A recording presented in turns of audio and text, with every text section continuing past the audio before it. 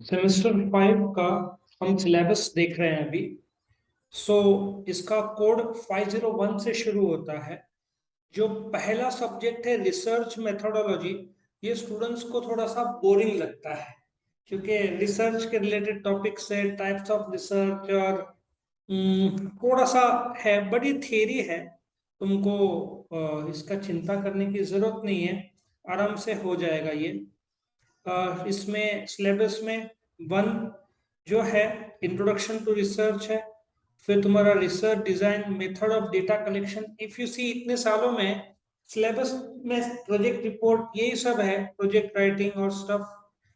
इसमें बदलाव होता नहीं है, बट ये स्टडी करने को थोड़ा सा बोरिंग लगता है। बट जो प्रैक्टिकली लोग रिसर्च करते हैं वो बहुत इंटरेस्टिंग होता है। ठीक है, तो एक अच्छा है तुमको इसमें प्रैक्टिकल नहीं है, बट जैसे कॉडिफिकेशन और टेस्टिंग ऑफ हाइपोथेसिस, थोड़ा स्टैटिस्टिकल लॉजिक या नॉलेज लगेगा।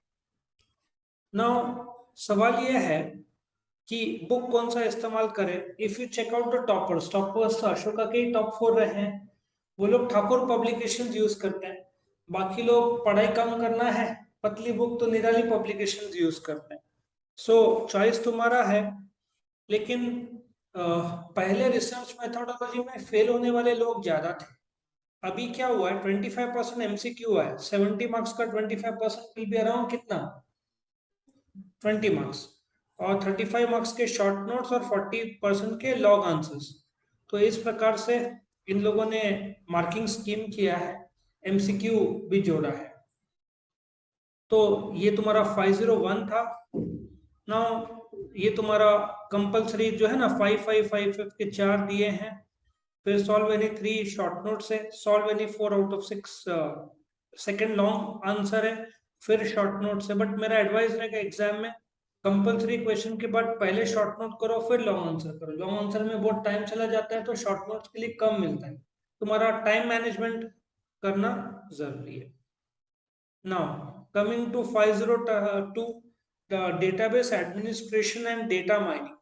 पहली बात तो बीबीए के जो यूनिवर्सिटी ऑफ पुणे में आया, पिछले 20 साल में ये सब्जेक्ट कभी नहीं था। ये रिसेंटली सिलेबस में ऐड किया गया है।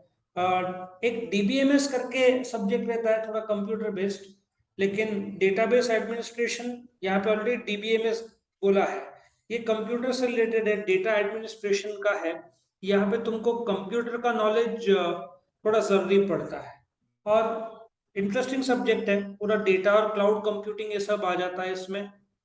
सो अगेन जैसे मैंने बताया, बुक टॉपर्स लोग ठाकुर पब्लिकेशन यूज करते हैं, बाकी लोग पतली बुक है तो निराली पब्लिकेशन ज्यादा यूज करते हैं। लेकिन मेरा एक एडवाइस है, कई बार ठाकुर में भी और निराली में भी they are guilty of going out of the syllabus. कई बार सिलेबस, इसलिए मैं प्रेफर करता हूँ सिलेबस देख के फिर कंटेंट बताने। कई बार सिलेबस का जो पॉइंट्स है और जो कंटेंट के पॉइंट्स है में बहुत फर्क आता है, करेक्ट। सो इसलिए जो कंटेंट है, कभी कभार if you see out of syllabus, उसको बस एक बार रीड करना है, ज्यादा डीप नहीं जाना। पेपर पैटर्न तो लगभग सेम है, 25% एमसीक्यूज, 35% शॉर्ट आंसर्स और 45% long answers. Now coming to the next part, which is, ये तो तुम्हारा पेपर पैटर्न है। 20 मार्क्स का objective, long answer, short notes, इस प्रकार से पूछा गया। Now coming to 503, business ethics. पहले ये फोर्थ सेम में हुआ करता था। अगेन ये बीबीएम को भी है, बीबीए आईबी जिसको बोलते हैं। तो इसमें भी बच्चे काफी फेल होते थे, क्योंकि इसमें एग्जाम में लोग केसलेट्स डालते थे छोटे छोटे कि recently a car company had to call back cars due to brake issues। ठीक है, the company charge 1000 rupees from the customer. तो तुम बिजनेस एथिक्स के तौर पर वहां पे क्या लिखेंगे, it is the responsibility of the company to fix the car brake issues free of cost. ऐसे केसलेट्स आते थे। सो ये इंट्रोडक्शन टू बिजनेस एथिक्स है। ये इंटरेस्टिंग सब्जेक्ट है। ये इसमें कॉर्पोरेट सोशल रिस्पॉन्सिबिलिटी भी है, एनवायरमेंटल और कंज्यूमर एथिकल इश्यूज भी आए हैं और फॉलो भी किया जा रहा है। So if you check out ये सब्जेक्ट में जो कंटेंट है कॉर्पोरेट सोशल रिस्पॉन्सिबिलिटी वो तुम एक कम पाओगे, टेक्निकल थोड़ा सा सब्जेक्ट है, केसलेट्स है। और जैसे एथिक्स और लॉज में क्या फर्क है, बच्चे की फेल होते हैं, तुम इसमें लिखोगे क्या without knowing the content of it, तो इसको स्टडी अच्छी तरीके से करना पड़ेगा। Now coming to the paper pattern sem, 25% MCQ, 35% short note और 45% लॉन्ग आंसर्स, जो कि इधर दिया हुआ है। इन लोगों ने लिस्ट ऑफ टेक्स्ट बुक्स दिए हैं। ये टेक्स्ट बुक्स इतने ज्यादा हैं कि if you are to read the entire text book, पूरे सेम में तुम यही सब्जेक्ट एक पढ़ पाओगे, बिजनेस एथिक्स। बाकी तो कर ही नहीं पाओगे। सो बेस्ट एग्जांपल इज जो टॉपर्स लोग हैं मैंने बताया है, दे यूज बिजनेस एथिक्स, थोड़ी सी मोटी आती है बट कंटेंट मुझे अच्छा लगता है। ठाकुर पब्लिकेशन का प्रेजेंटेशन अच्छा है। निराली पब्लिकेशन में कुछ कंटेंट अच्छा रहता है और कभी कभार पतला बुक बना देते हैं। सो मेजोरिटी लोग तो निराली पब्लिकेशन यूज करते हैं बिकॉज पतली बुक रहती है। और ठाकुर ने क्या किया, साइज छोटा किया और बुक मोटा कर दिया। इफ उन लोगों ने भी साइज बड़ा किया तो उनके भी पेजेस कम हो जाएंगे। एक्चुअली साइकोलॉजिकल है, इफ यू चेक आउट। निराली पतला दिखता है क्योंकि लंबा बुक है, ठाकुर मोटा दिखता है क्योंकि उसका हाइट छोटा रखा है उन्होंने। If you check out book का इंचेस में 12-14 इंचेस होगा और वो करीबन 16 से 18 होगा ऐसे। सो ये सब्जेक्ट थोड़ा ध्यान से करना है, बिजनेस एथिक्स। इन लोगों ने ब्रैकेट में आई भी डाला है, ये बीबीए का सिलेबस है, right. Now coming to 504, management of corporate social responsibility. मेरा पर्सनल ओपिनियन है ये सब्जेक्ट नहीं चाहिए था, क्योंकि बिजनेस एथिक्स में तुम्हारा ऑलरेडी सीएसआर है। तो इसके बजाय बिजनेस लॉ करके एक सब्जेक्ट है जिसमें इंडियन कॉन्ट्रैक्ट एक्ट 1872, वो बहुत ज्यादा क्रूशियल होता था, क्योंकि बच्चों को लॉ का तो कायदा पता ही होना चाहिए ना। जो पेटेंट्स, ट्रेडमार्क्स, ये सब तो इन लोगों ने रखा है कॉर्पोरेट सोशल रिस्पॉन्सिबिलिटी। एक्चुअली इसका रेलेवेंस क्या है कि आजकल हर कंपनी सीएसआर में एंटर करती है। तुमने देखा भी होगा कहीं पे गार्डन्स बनते हैं, उसके आजू बाजू लिखा रहता है manage by Bosch, manage by, तो वो सीएसआर के तहत उनको खर्चा करना पड़ता है। उसके लिमिट्स हैं, वो सब सीएसआर में तुमको मिलेगा। इसमें कंपनीज एक्ट 2013 के भी कायदे हैं और एनुअल रिपोर्ट में भी सब प्रेजेंट करना पड़ता है। इसका एक लोग भी अपॉइंट करने पड़ते हैं काम के लिए। तो अगेन ये सब्जेक्ट जरूरत नहीं था पर उन्होंने रखा है, तो as a full fledged subject है। और ये बहुत इंटरेस्टिंग भी है क्योंकि हर कंपनी एक्टिविटी में इन्वॉल्व रहती है, तो किस प्रकार का कहाँ कहाँ, तो ये उसमें आ जाएगा। अब तुम्हारे बाकी का एग्जाम पैटर्न तो उन्होंने सेम रखा है, किसका भी चेंज नहीं किया है। Now if you check out 501, 2, 3, 4, 501, 502, 503, 504 सबके लिए सेम है। पीबीए या तो मार्केटिंग का बंदा हो या फिनेंस या एचआर, सबके लिए पहले 4 सब्जेक्ट सेम है। 505 से चेंज होता है, दिस इज मार्केटिंग मैनेजमेंट का, marketing environment and analysis and strategies.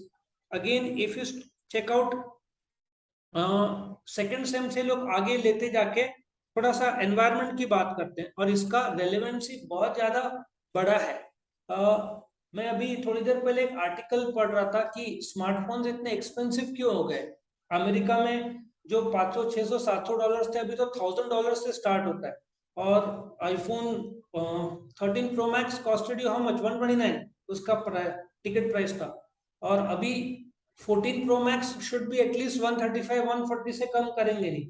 उसके कारण था, लोग जब कॉस्टली फोन्स के लिए पे करने के लिए तैयार है तो फीचर्स भी उतने मांगते हैं। बेजल्स जो है फोन के वो पतले होते जा रहे हैं। और जो अंदर के मटेरियल्स लगता है ना, उसको बिल ऑफ मटेरियल बोलते हैं। मोबाइल के अंदर के जो सामग्री रहता है ना, उसका कॉस्ट बढ़ गया है, मैन्युफैक्चरिंग कॉस्ट बढ़ गया है, टेक्नोलॉजी बढ़ गया है। और एवरेज देखा गया, एक आदमी कितने टाइम फोन रखता है उसका टाइम बढ़ गया है। It is seen world wide average माना गया अराउंड 43 मंथ्स, जो कि 4 साल है। 3.5 से 4 साल एक आदमी फोन रखता है। पहले वो इतना नहीं था, सस्ते थे तो लोग बदलते थे, अभी कॉस्ट ज्यादा है तो उतना टाइम ज्यादा खींचते हैं। तो ये एनवायरमेंट के पर है, will not speak on detail in this. Legal aspects में इन लोगों ने अभी कैसे है ना, ब्रॉडकास्टिंग ये सब जगह कंज्यूमर प्रोटेक्शन के भी कायदे हैं, वहां पे केस हो। अभी कैसे नया कायदा आ गया है, कोई ब्रांड ने गलत इंफॉर्मेशन दिया उस पर तो केस होगा। अभी ब्रांड एम्बेसडर पर भी केस होता है। तो ब्रांड एम्बेसडर भाग के वकील को हायर किया, भाई ये एड हम कर रहे हैं, पहले चेक करो सब। अभी नए कायदे में ब्रांड एम्बेसडर भी लपेटे में आएंगे, पहले नहीं था। तो ये जो नवे नवे कायदे आ रहे हैं ना, ये सब लीगल एस्पेक्ट्स बहुत जरूरी हो गया। इससे सब फिल्म स्टार्स ने अपने लीगल हायर करके रखे हैं, बिकॉज अब तक वो लोग सेफ थे, अभी नहीं रहेंगे। तुम अंधाधुंध किसका एडवर्टाइजमेंट किया, तुमको देख के लोग खरीदेंगे, नुकसान तो लोगों का होगा ना। उसको रोकने के लिए मेरे हिसाब से सही है। उसके जो फायदे है, कस्टमर रिलेशनशिप मैनेजमेंट, ये सब इसमें आता है। 050 जो था 505 और 506, अभी नेक्स्ट टर्न है इसका, किसका, फिनेंस का। नाउ ये जो है 506 बी है, तो मैं थोड़ा पीछे चला जाऊं तो फिर ये आ जाएगा।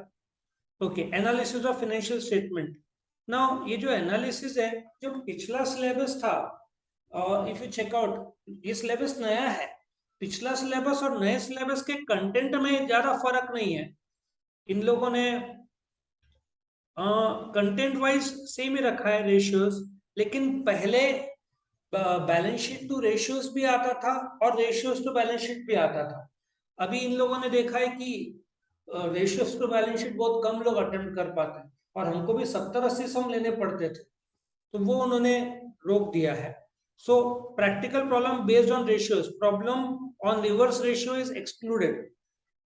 मतलब क्रिएटिव, वो क्रिएटिव था, तुमको दिमाग लगाना पड़ता था। यूनिवर्सिटी ने क्या किया, बच्चों को बच्चा डर जाएगा ऐसे करके, असली क्रिएटिविटी उसमें था। मतलब अभी तो क्या, रेशियोज को तुमको कंटेंट आइडेंटिफिकेशन करके कंसेप्चुअल क्लैरिटी लेके बस अप्लाई करना है। गाड़ी फर्स्ट गियर में चलती है, सेकंड गियर थर्ड गियर जैसे बढ़ते जाता है। वो रेशियोज टू बैलेंस शीट पे कौन से गियर से शुरू करना है पहले, वो थिंकिंग वाला था। तो मेरे हिसाब से वो यूनिवर्सिटी से गलती हुई है कि उन लोगों ने ratios to balance sheet exclude किया। बोलते ना, क्रिएटिव था, क्रिएट सम वैसे छोटे थे, इतने बड़े भी नहीं थे, बट वो एक्सक्लूड नहीं करना चाहिए। In fact balance sheet to ratio third sem में थोड़ा हार्ड करके फिफ्थ सेम में रिवर्स फॉर्म में कर दिया होता, वो भी एक ऑप्शन था। बट सिंस मैं सेटर नहीं हूं, उन लोग का लॉजिक है वो उनके जगह पे सही होंगे। कैश फ्लो मेथड में डायरेक्ट और इनडायरेक्ट मेथड, लेकिन क्लियर बोला है इनडायरेक्ट मेथड ओनली। और प्रैक्टिकल एक अच्छा है। पिछले सिलेबस में दिक्कत ऐसे होता था कि समझ में नहीं आता था कि प्रैक्टिकल कौन से चैप्टर का है। अच्छा, फंड फ्लो स्टेटमेंट क्लियर ही नहीं लिखते थे, अब मैं कराऊं कि नहीं कराऊं। सो मैं 10 सम करा के छोड़ देता था कि चलो एग्जाम में इमरजेंसी में आया तो। डाउटफुल और अनसर्टेनिटी था। इस बार इन लोगों ने अलग से लाइन में प्रैक्टिकल प्रॉब्लम्स बोला है। So it is now sure कि फंड का सम आना ही है। ये मुझे बहुत दिक्कत होता था और बाकी टीचर्स को भी दिक्कत होता होगा कि लेना है कि नहीं। फिर एक दो पेपर होने के बाद फिर अंदाजा आता था, yes they will not ask fund flow only थी। तो ये गलत बात है, पहले से ही स्टूडेंट्स को क्लियर बता दिया ना तो इजी पड़ता है। तो ये तुम्हारा सिलेबस है प्रैक्टिकल के। इसमें 3 चैप्टर्स है, रेशियो, कैश फ्लो और फंड फ्लो। तो रेशियो के ऑलरेडी हमारे पास शायद 138 सम्स है, और कैश फ्लो और फंड फ्लो के पूरे मिलाकर 200 के ऊपर सम्स का प्रैक्टिस करना है। बुक अगेन, लोग, ठाकुर अच्छा है, निराली भी अच्छा है, बट सबसे अच्छा मेरा नोट्स, जिसमें इन सब से ज्यादा सम्स दिए हुए हैं और प्रैक्टिस अच्छा खासा करवा लेंगे। अच्छा, इन्होंने सम में भी बताया है कि रेशियो का सम कंपलसरी है, फंड फ्लो का सम और कैश फ्लो में से एक आता है। लोग कैश फ्लो अक्सर हार्ड मानते हैं, मेरा जो अनुभव है। If you ask 100 students, 95 will say cash flow statement hard है। 3 4 5 ही बोलेंगे कैश फ्लो इजी है। We are going to take all the 3 funds, लेकिन फंड्स फ्लो कंपैरेटिवली ज्यादा इजी है, मेरा पर्सनल ओपिनियन है। और डायरेक्ट इनडायरेक्ट मेथड दोनों होता तो बेड बच गया होता। ठीक है, वो बेड मतलब बहुत टाइम जाता है और वो कॉम्प्लेक्स है, क्योंकि अकाउंटिंग स्टैंडर्ड 3 के हिसाब से वो सॉल्व होता है, नॉर्मल तरीके से नहीं हो सकता उसको। तो ये था। Next, legal aspects of finance and security law में इन लोगों ने इधर इंश्योरेंस डेरिवेटिव्स रखा है, फिर यहाँ पे securities, employ stock option scheme, shares रखे हैं, कंपनीज एक्ट के बारे में मेमोरेंडम, ये काफी डीप रखा हुआ है, ये जीएसटी के बारे में रखा है। तो इस प्रकार से इसके 4 भाग इन लोगों ने किए हैं। और if you check out legal aspects of finance and security laws, यहाँ पे इसके again books can be both Thakur and Nirali, दोनों यूज कर सकते हैं। तीसरा कोई पब्लिकेशन आया अच्छा रहा तो वी विल टेल यू, लेकिन फिलहाल ये लोग दोनों ही, आई थिंक एक सक्सेस पब्लिकेशन भी था, बट समहाउ मुझे उसका कंटेंट इतना कंफर्टेबल नहीं लगा। So you can use either of the 3। अब ये एचआरएम का स्पेशलाइजेशन है, cultural HR and industrial relations, ये जरूरी भी है। If you go to Infosys Pune, I think 60 countries से ज्यादा लोग काम करते हैं, और कल्चरल इश्यूज आएंगे ही आएंगे। तो ये सब पार्ट आएगा, तो ये बहुत इंटरेस्टिंग रखा है और ये आना ही है। अभी कंट्रीज कंपनीज में अलग अलग कंट्रीज के लोग आते हैं, तो क्या क्या डिस्कशन होता है, कैसे होता है specialization, I am explaining everything. उसके बाद जो एचआर का प्रोजेक्ट वाइवा है, जो है ना केसेस इन एचआरएम, तुमको दुनिया भर का बहुत बढ़िया दिया है इसमें, वैरायटी केसेस के। वेज एंड सैलरी एडमिनिस्ट्रेशन और वर्कमेंस कॉम्पनसेशन एक्ट, ये सब, पेमेंट ऑफ ग्रेचुइटी 5 साल के ऊपर लागू होता है, ये सब आता है। हेल्थ केयर तो इनको आई थिंक यहाँ पे तो नहीं है, सो हेल्थ केयर शायद पुणे में होगा। हेल्थ केयर मैनेजमेंट भी डाला है, ये सब हॉस्पाइस या हॉस्पिटल जो है ना, नर्सिंग, वो सब के लिए होगा। सो मेन, इफ यू चेक आउट 99% लोग 3 स्पेशलाइजेशन लेते हैं। कौन से? एक फिनेंस, एक मार्केटिंग, और सबसे ज्यादा फिनेंस में रहते हैं, उसके बाद मार्केटिंग, उसके बाद एचआर में, ये है करेक्ट। और अभी अपने बीबीए में मेजर और माइनर नहीं आया कि major finance, minor marketing. If you see दूसरे कुछ बड़े बड़े यूनिवर्सिटीज में, they have a major and minor. ये बीबीए में भी आ जाएगा, 2 4 5 साल अगले सिलेबस में लाना ही होगा उनको, नहीं तो हु नोज। अभी फिनेंस, अब मेरे स्टूडेंट फिनेंस किए हैं बीबीए के, बट लंदन में एमएस मार्केटिंग में कर, सो उनका बीबीए का यूज, बीबीए स्पेशलाइजेशन नल हो जाता है ना, खत्म हो जाता है। तो ऐसा होना चाहिए मेजर और माइनर, और फिर आगे तुम मार्केटिंग लो तो भी कनेक्टेड रहे बीबीए। हो सकता है जॉब में फिर लोग बोलेंगे तुमने फिनेंस क्यों लिया, मार्केटिंग करना था, तो ये एक इश्यू आ सकता है बाद में। तो यहाँ पे ये तुम्हारा 6 सब्जेक्ट्स का विद स्पेशलाइजेशन सारे मैंने बता दिए सेमेस्टर नंबर 5। कुछ पूछना है किसी को?